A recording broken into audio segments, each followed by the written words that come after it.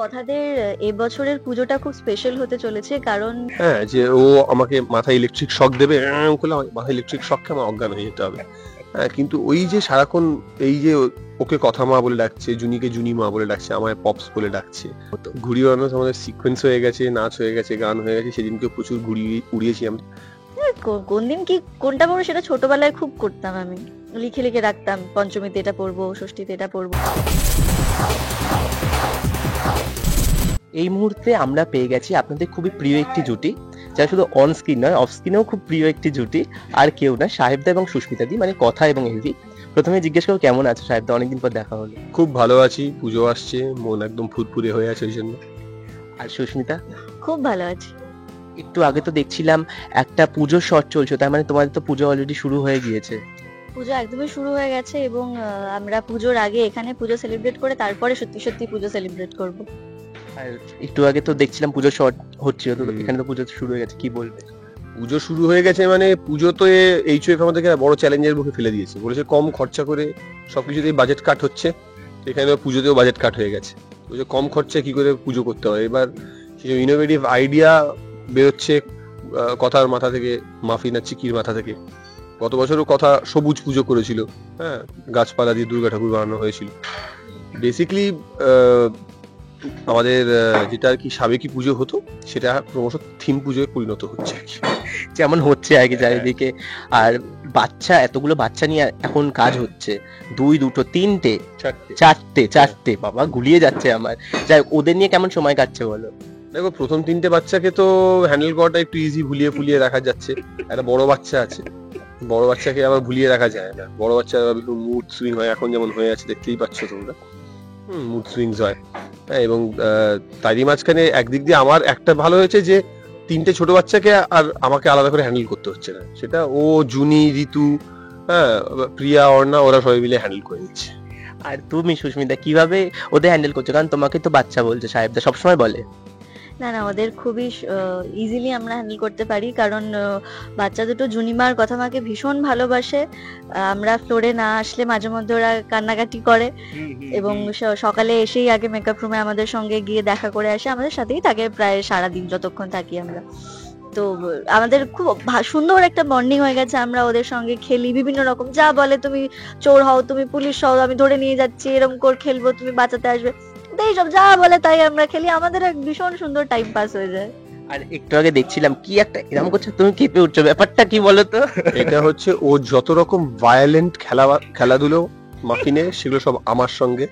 হ্যাঁ, যে ও আমাকে মাথায় ইলেকট্রিক শক দেবে, করলে আমার মাথায় ইলেকট্রিক শক খেয়ে আমার অজ্ঞান হয়ে যেতে হবে। তারপর ও এসে আমার গালে কিস করবে, করে তারপরে আমি আবার চঙ্গা হয়ে যাবো। এটাই হচ্ছে ওর খেলা। মানে আমাকে অজ্ঞান করে দেবে, আমি অজ্ঞান হয়ে যাবো, আবার আমাকে কিস করবে, আমি আবার সোজা হয়ে যাবো।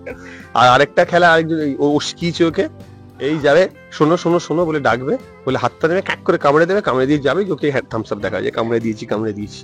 এই হচ্ছে ওর খেলা। আরেকটা খেলা হচ্ছে যে বসে পড়ো, মানে আমাকে হাঁটু গেড়ে বসতে হবে। কাঁধে উঠতে পারে, লম্বা তো, হ্যাঁ দেখছিলাম। কাঁধে উঠতে পারবে না, হাঁটু গেড়ে বসতে হবে। বসে আমার পাটা আবার পিছনে বার করে রাখতে হবে, পাটাকে সিঁড়ির মতো করে আমার পায়ের উপর উঠবে, উঠে তারপর ঘাড়ের উপর উঠে যাবে। এই হচ্ছে ওর কাজ। ওকে ঘাড়ে করে নয় কোলে করে নিয়ে ঘুরতে হবে সারাক্ষণ। আর সুস্মিতা আর সাহেবদা দুজনের কাছে একই প্রশ্ন। আগে তো সেটটা অন্যরকম ছিল, যদিও বা তোমরা খুব এন্টারটেইনিং, বাট এখন কি আরো বেশি এন্টারটেইনিং হয়ে গেছে সেটটা? এখন আরো বেশি এনার্জি ড্রেনিং হয়ে গেছে। কি বললে তাই তো, নাকি এনার্জি এন্টারটেইনিং? ও না, এনার্জি ড্রেনিং এন্টারটেইনিং দুটোই হয়েছে বেসিক্যালি। দিনের শেষে গিয়ে হচ্ছে ক্লান্ত হয়ে গেলাম সারাদিন হ্যান্ডেল করে। But good fun actually. আমার মনে হয় যে কি বলতো, আমাদের সবসময় তো যেমন বড়দের ক্ষেত্রেও হয় যে তোমরা সবসময় বলো যে কেমিস্ট্রির পিছনে সিক্রেট কি, যেটা হচ্ছে যে এই বন্ডিংটা, সেটাও বাচ্চাদের সঙ্গে কাজ করা তো খুব ডিফিকাল্ট। কারণ ওদের মুড হলো ওরা করলো, ওদের মুড হলো না ওরা করলো না। হ্যাঁ, কিন্তু ওই যে সারাক্ষণ এই যে ওকে কথা মা বলে ডাকছে, জুনিকে জুনি মা বলে ডাকছে, আমায় পপস বলে ডাকছে, হ্যাঁ, এইটা কিন্তু ওদের মধ্যেও ইনগ্রেন্ড হয়ে যাচ্ছে। কোথাও সিনের ক্ষেত্রে তখন আর কি সেগুলো খুব হেল্প করছে। হ্যাঁ একদমই তাই। মানে আমার তো ভীষণ মজা লাগছে ওদের সঙ্গে থাকতে, ওদের সঙ্গে সিং করতে। আর কি মিষ্টি করে বাচ্চা দুটো কথা বলে, আদো আদো করে বলে। অর্ধেক কথা বুঝতে পারি না, নিজের মতো করে বানিয়ে নি, আচ্ছা এইটা বললি, আচ্ছা ঠিক আছে। সত্যি খুব মজা হচ্ছে। আর ওরা যেহেতু সত্যি বন্ডিংটা এত ভালো হয়ে গেছে, মানে আমাদের কথা মোটামুটি ওরা শোনে। তো সিন করতে যদি বলে যে না ইচ্ছে করছে না, ঠিক আছে তাহলে চলো আমরা যাচ্ছি, তখন সিন করে। খেতে ইচ্ছে করছে না, আমরা খাইয়ে দিচ্ছি, তখন খায়। তো সত্যি খুব সুন্দর একটা বন্ডিং হয়ে গেছে আমাদের। তার মানে কি সাহেবদা সুস্মিতা দিয়ে এখন অনেক মানে সবকিছুই করতে পারছে, মানে ম্যাচিওর হয়ে গেছে, বাচ্চাদের যে হ্যান্ডেল করছে। তুমিই তো বলতে যে বাচ্চাদের হ্যান্ডেল কি করবে, ওকেই হ্যান্ডেল করতে হয় আমাকে। না, এটা সারপ্রাইজিংলি আর কি ওই মানে কথা খুবই ভালো একটা কাজ করতে পারছে আর কি, মানে ভীষণ ভালো কাজ করছে। ন্যানির কাজটা খুব ভালোই পারে দেখছি আমি, সেটা ভালো নোট করে রাখা হলো ব্যাপারটা। আর বলছিলে সুস্মিতা একটু আগে যে তোমরা কোথাও একটা গিয়েছিলে শুটে, কি একটা মাছ নিয়ে কি করছিলে, নাকি মাছের গায়ে হাত বুলাচ্ছিলে, কি বলছিলে সাহেবদা? আজকে আমি মাছ ধরেছি জীবনে প্রথমবার, আমি খুব খুশি হয়েছি। কে শিখিয়েছে বল, কিছুটা শিক্ষা যে শেখায় আমার সবকিছু। কে কে কি কে কে গো? সাহেবদা ছাড়া তো আর কোনো গুরু নেই এখানে। আর আমার খুব মজা হয়েছে, আমি মানে জীবনে প্রথমবার হাতে ছিপ ধরেছি এবং মাছও উঠেছে, সেটাতে আমি খুব খুশি হয়েছি। মাছ উঠেছে, মাছ ধরতে গেছিল না মাছকে খাওয়াতে গেছিল কে জানি।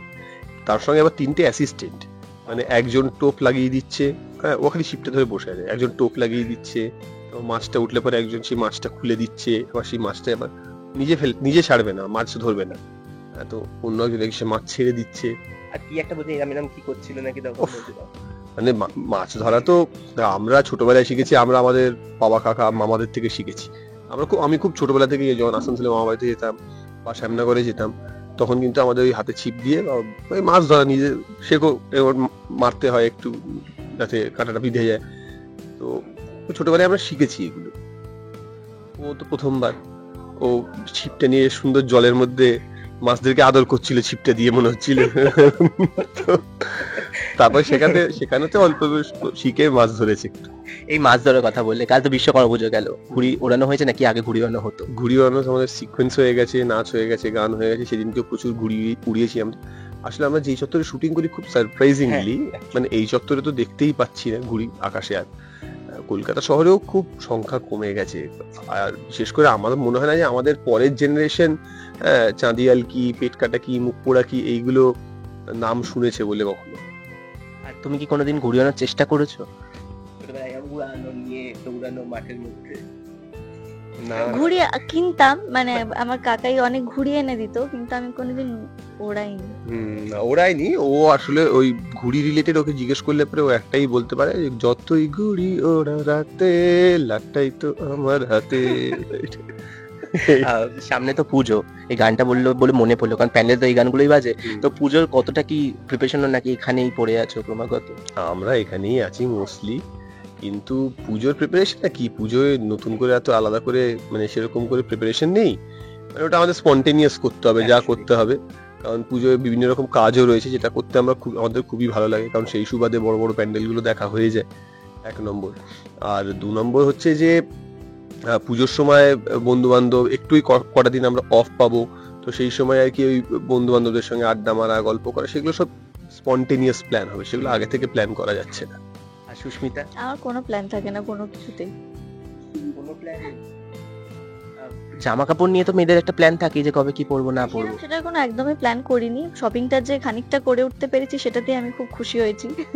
কিছুটা নিজে করেছি, কিছুটা মামা করে দিয়েছে। কোন দিন কি কোনটা পরবো সেটা ছোটবেলায় খুব করতাম, আমি লিখে লিখে রাখতাম, পঞ্চমীতে এটা পরবো, ষষ্ঠীতে এটা পরবো, সকালবেলা কি পরবো, রাতের বেলা কি করবো, এই ছোটবেলাতেই করেছি এগুলো। আচ্ছা, সুস্মিতা কি বার্গেনিং পারে করতে? বার্গেনিং যারা অনলাইন শপিং করে তারা কার সঙ্গে বার্গেনিংটা করবে দাদা? হ্যাঁ, তারা কার সঙ্গে বার্গেনিংটা করবে যারা অনলাইন শপিং করে? অফলাইনে মানে গিয়ে তো এখন হয় না, যদি মানে আগে না, মানে আমি করিনি কখনো। মানে খুব জোর হলে তো হলো 50 টাকা কম, তাও সেটা কোনদিন এমনি কাউকে দিয়ে দেবে। তাও কাউকে কোনদিন বলেছে কিনা আমার খুব সন্দেহ আছে। হ্যাঁ, আর তাছাড়া এমনি ও যদি এমনি গিয়ে কিনতে যায়, এমনি তো দাম বেড়ে যাবে ওকে দেখলে পরে জিনিসের। কিন্তু ভালোবেসে কমিয়েও দিতে পারে। না, ভালোবাসে সুস্মিতা। না না, সেটা হতেই পারে, কারণ আমরা বিভিন্ন সময়ে যখন ধরো রাস্তাঘাটে যখন শুটিং করি, সেরকম কিন্তু প্রচুর রিয়াকশন আমরা পাই যে হ্যাঁ ঠিক আছে, হ্যাঁ হ্যাঁ তোমরা, আমরা একজনের বাগানে শুট করছিলাম, তার গাছে সুন্দর ডাব হয়েছে, হ্যাঁ তো হ্যাঁ বললাম যে বাহ এত ভালো ডাব হয়েছে, বলে, নিয়ে যাও, পেড়ে দিচ্ছি এক্ষুনি পেড়ে যায়। হ্যাঁ না, উপরি পাও না বলো। হ্যাঁ এই ভালোবাসাটা তো সব থেকে বড় পাওনা। যাই হোক, বেশিক্ষণ আটকে রাখবো না, আবার শুটে যেতে হবে। তো দর্শককে কি বলবে বলো, সামনে পুজো, এত কিছু সামনে আকর্ষণ আসতে চলেছে, সবকিছু মিলিয়ে কি বলবে দর্শক? কথাদের এবছরের পুজোটা খুব স্পেশাল হতে চলেছে, কারণ বাচ্চা দুটো উদ্যোগ নিয়েছে যে নতুন ভাবে কি করে পুজো করা যায় কম খরচে। তো সেটা একটা আকর্ষণ এবারের গুহবাড়ির পুজোর। তো সেটার জন্য তো অবশ্যই কথা দেখতেই হবে, এবং তার সাথে হই হুল্লোড় নাচ গান তো থাকবেই যেরকম থাকে। এবং বাচ্চা দুটো যেহেতু আমাদের নতুন সদস্য, তো ওদেরকে নিয়ে আমরা সারাদিন মেতে আছি, এবং এপিসোড গুলো আপনাদের আশা করছি বেশ ভালোই লাগছে। ওই তো বলেই দিল, এবং দর্শকদের সকলকেই বলি যে পুজোর আগাম অনেক শুভেচ্ছা, শারদীয়ার শুভেচ্ছা সবাইকে। সকলে খুব আনন্দে সপরিবারে ভালো করে পুজো কাটান, খুব আনন্দে পুজো কাটান। পুজোর কদিন জানি খুব বিজি থাকবেন, ঠাকুর দেখতে যাবেন, খাওয়া দাওয়া করবেন, তার মাঝখানে একটু সময় হলে সন্ধ্যে 7টায় একটু স্টার জলসা দেখে নেবেন, আর তা নাহলে তো হটস্টার আছে। থ্যাংক ইউ সো মাচ, এবং তোমাদেরও পুজোর অনেক অনেক শুভেচ্ছা অগ্রিম। আর এরকম বিভিন্ন ইন্টারভিউ দেখবার জন্য অবশ্যই চোখ রাখতে হবে টলিফোকাসে। Thank you. Tollywood Focus Kolkata চ্যানেলটি আপনাদের ভালো লেগে থাকলে লাইক করুন, সাবস্ক্রাইব করুন এবং আপনাদের পছন্দের ভিডিওটি অবশ্যই শেয়ার করুন। Tollywood Focus Kolkata.